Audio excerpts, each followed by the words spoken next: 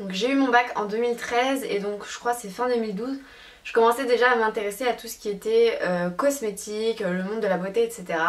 Et du coup je me suis dit pourquoi pas faire mes études là-dedans. Donc j'avais commencé à regarder tout ce qui était du côté BTS esthétique cosmétique. C'est un BTS, il y a très peu d'établissements publics.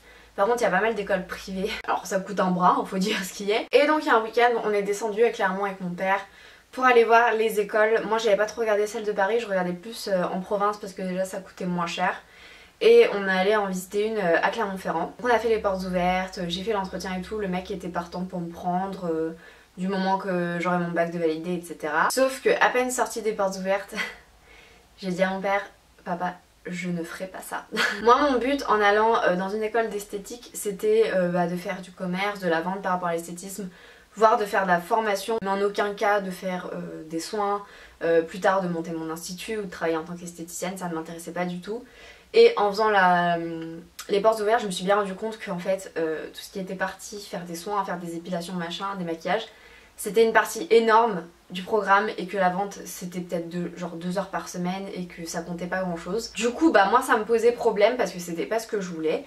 Et je suis partie sur totalement autre chose. Sur les conseils de mes proches, j'ai commencé à regarder tout ce qui était BTS MUC, BTS NRC, DUT technique de commercialisation. Normalement, je dis bien normalement, la différence entre un BTS et un DUT, c'est qu'un BTS c'est plus pratique parce que c'est des études pour des gens qui veulent faire des études courtes, et DUT c'est plus pour des gens normalement qui veulent enquiller sur des études longues.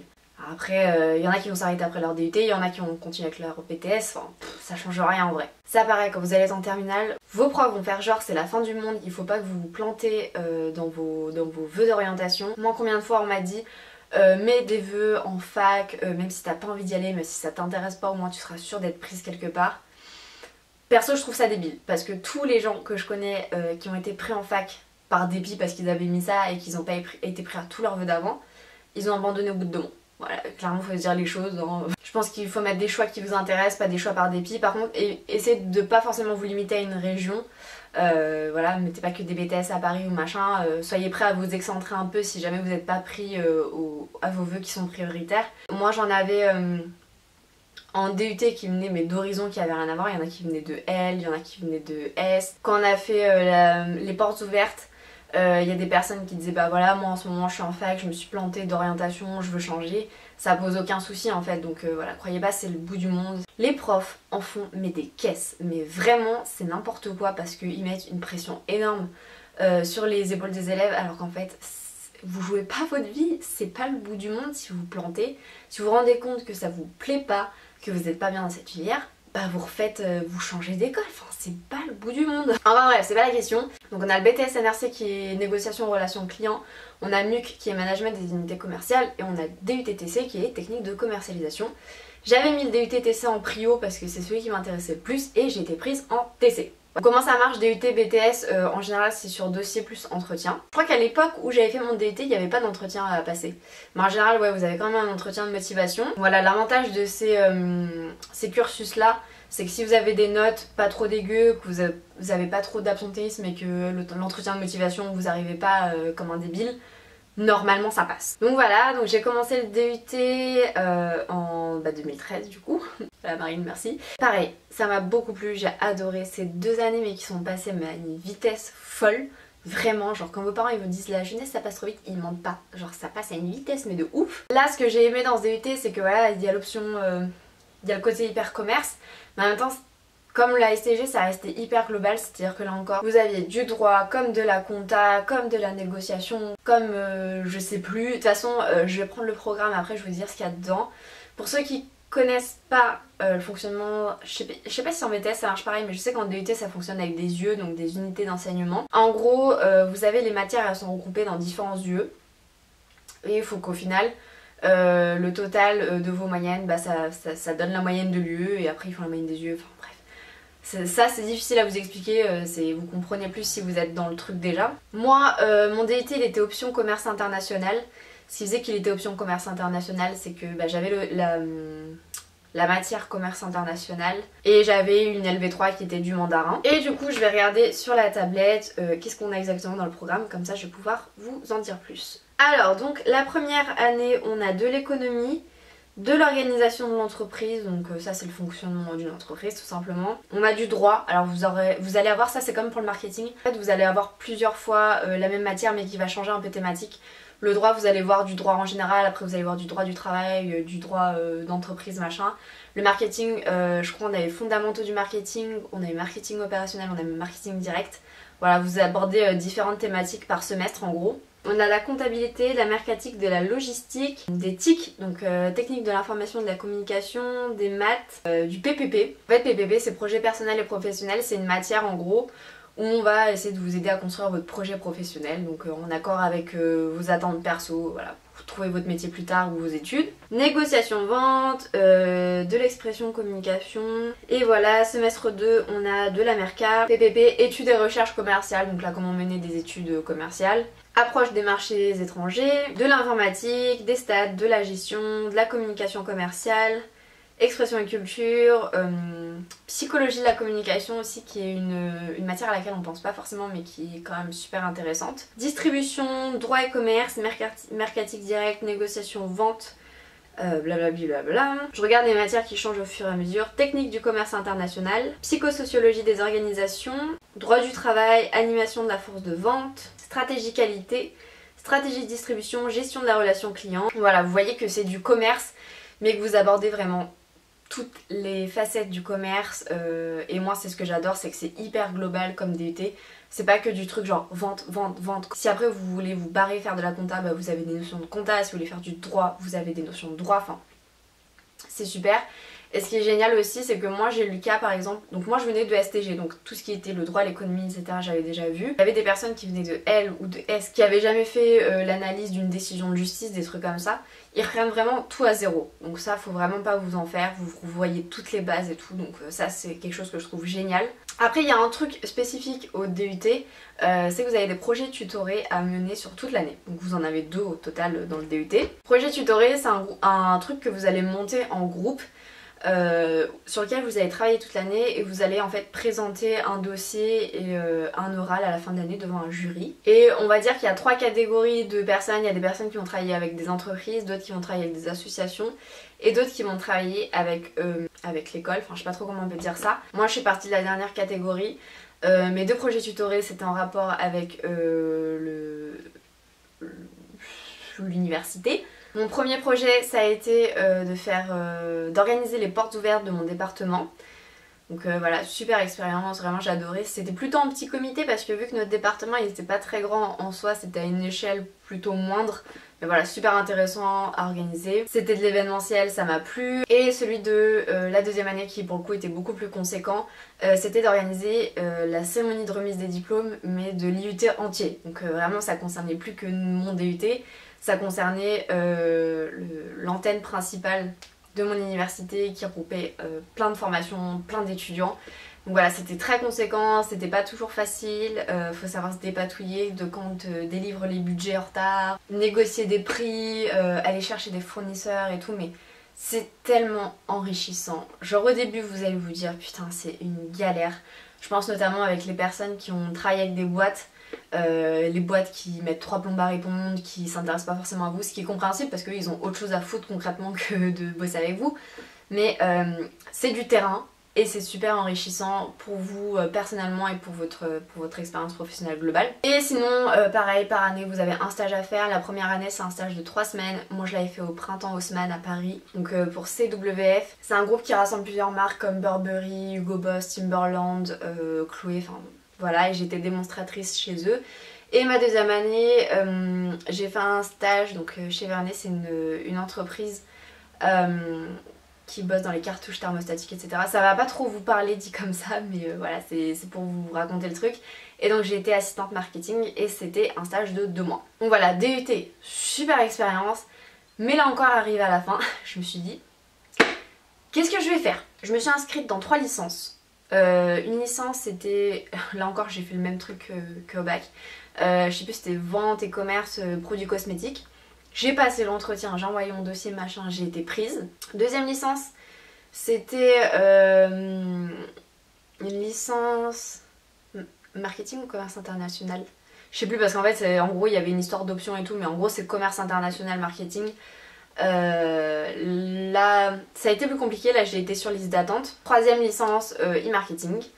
E-marketing, j'ai été acceptée sur dossier, mais en fait il y avait un petit concours un peu de rien du tout, genre la culture j'ai vite fait à passer. Au moment où j'étais en stage de ma deuxième année, j'avais la première licence où j'étais prise, la deuxième j'étais en suspense, et la troisième j'avais pas encore passé un concours, mais j'étais acceptée sur dossier. En fait, la première j'ai un peu pété mon câble entre guillemets, je sais pas pourquoi, mais déjà je sentais que j'arriverais pas à choper des débouchés en sortant de cette licence.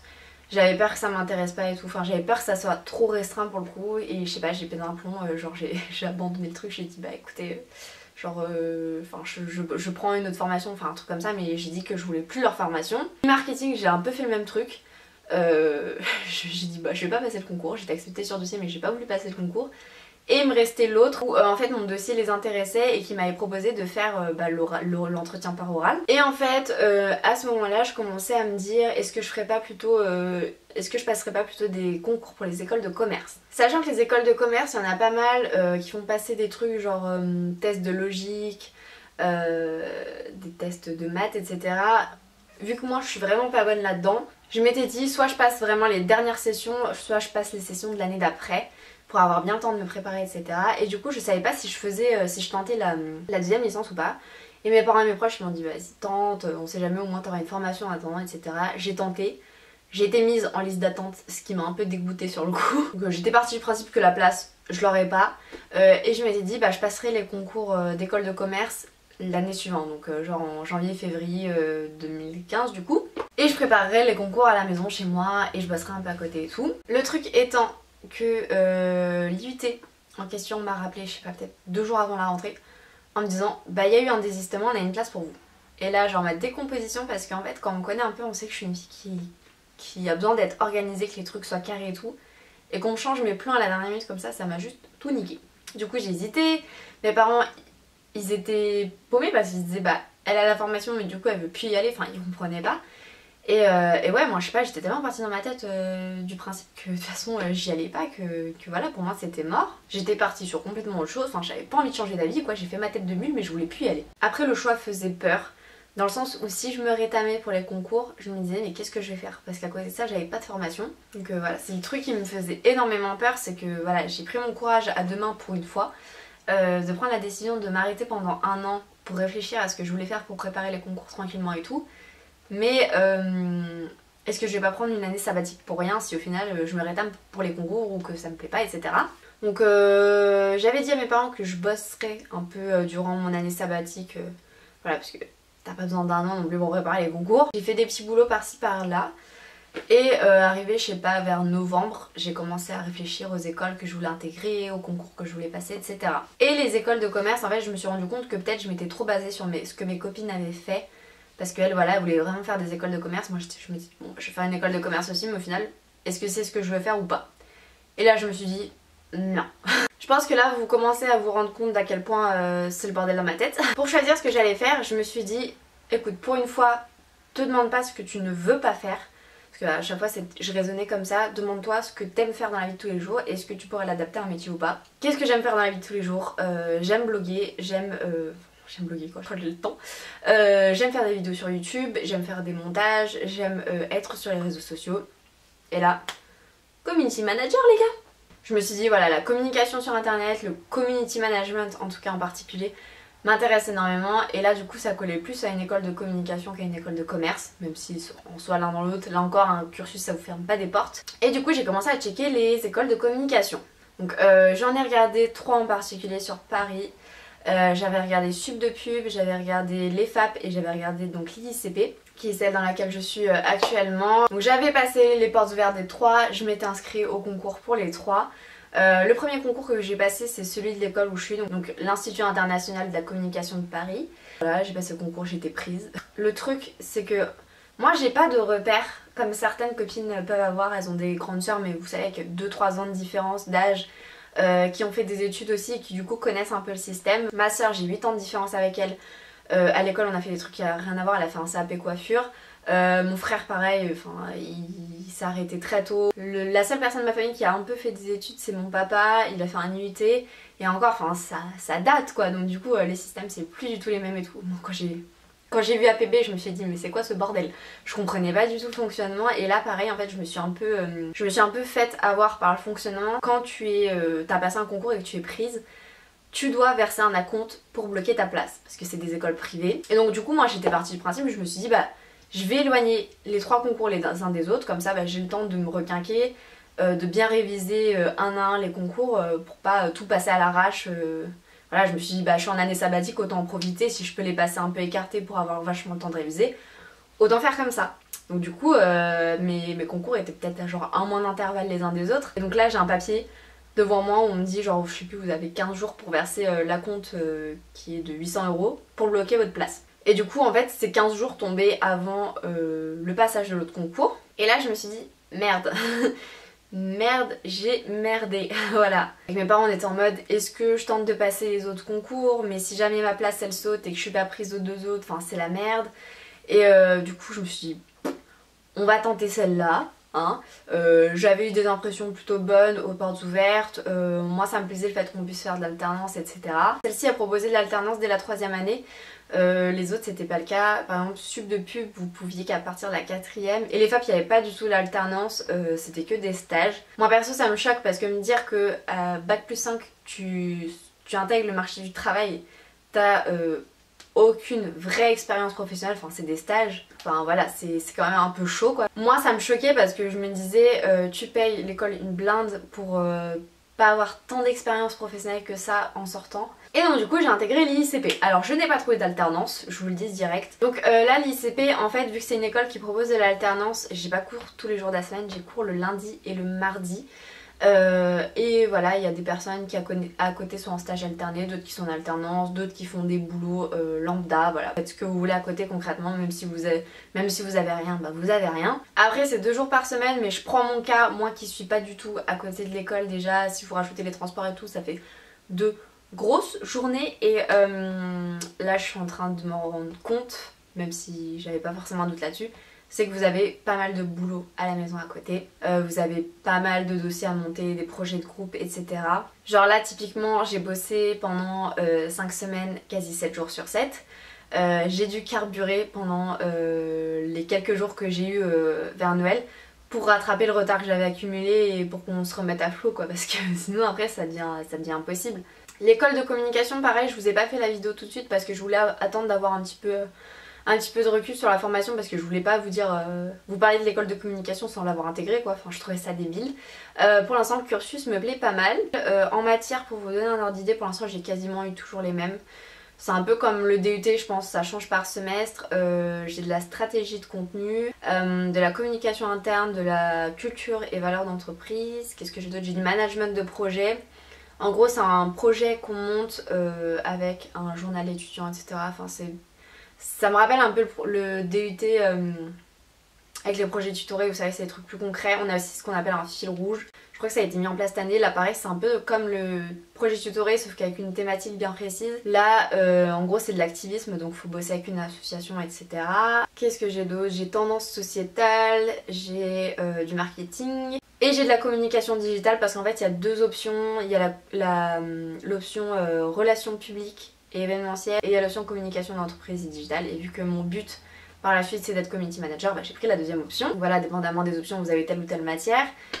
Et voilà, donc pour l'instant ça me plaît plutôt pas mal, j'apprends pas mal de choses. Il y a des fois j'ai l'impression d'être paumée parce qu'entre le fait que je sors d'un cursus commerce et donc communication, parce que genre toutes les personnes de ma classe je crois elles ont fait genre des BTS communication avant, donc elles connaissent un peu les termes, voilà. Moi à côté je sors de commerce.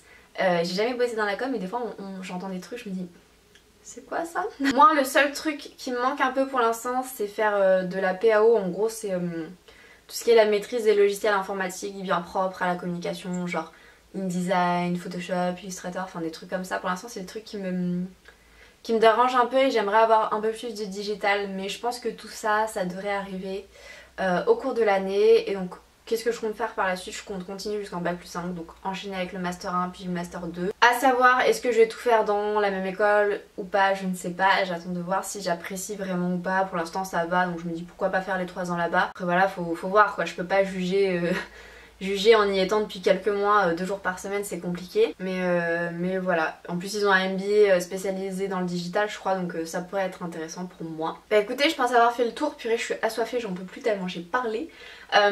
Si jamais vous avez des questions par rapport à mon parcours scolaire, genre les cursus que je vous ai présentés, peut-être même l'école en soi, enfin si vous avez des questions par rapport au commerce, à la communication, etc. N'hésitez pas à me laisser en commentaire, je me ferai un plaisir de vous y répondre parce que je sais que moi j'aurais adoré avoir une grande sœur qui puisse me conseiller sur l'orientation, me dire écoute tu devrais faire ça ou pas ça, etc. Enfin, faire part de son expérience, c'est un truc qui m'a un peu manqué pour le coup et ouais, si jamais je peux être là et que je peux vous aider, moi ça me ferait énormément plaisir. Je vous laisse tranquille avec toutes ces petites informations.